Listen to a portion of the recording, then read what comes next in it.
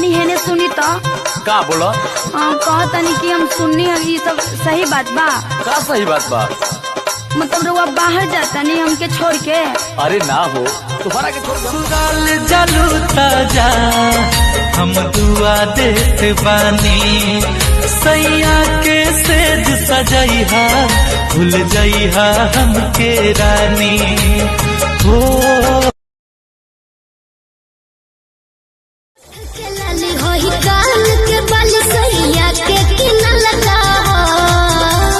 हमरे निशानी दिहल का जान तोर लइका पहिल का हमरे निशाबूरा हाथी हमर मारो में बैठ के नजरी मिलई है जानू छत छीट के।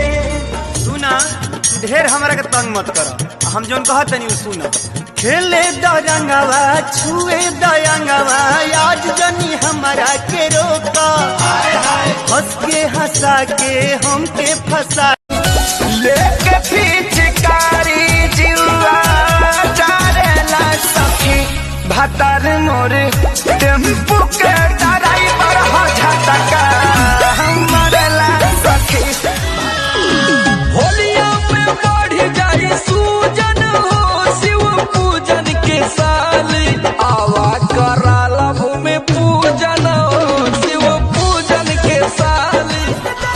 जिया में कीली हो जाही के जब रहे ससुराला काहे लगवलू दिल हो जाही के चल देखी राउर जीवा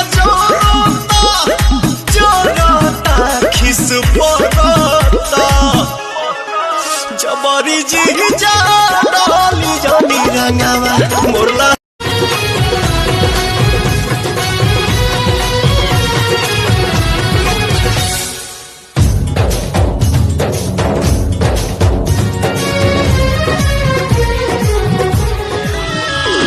होलिया में बढ़ जाई सूजन हो शिव पूजन के साल आवा कराला भूमि पूजन हो शिव पूजन के साल।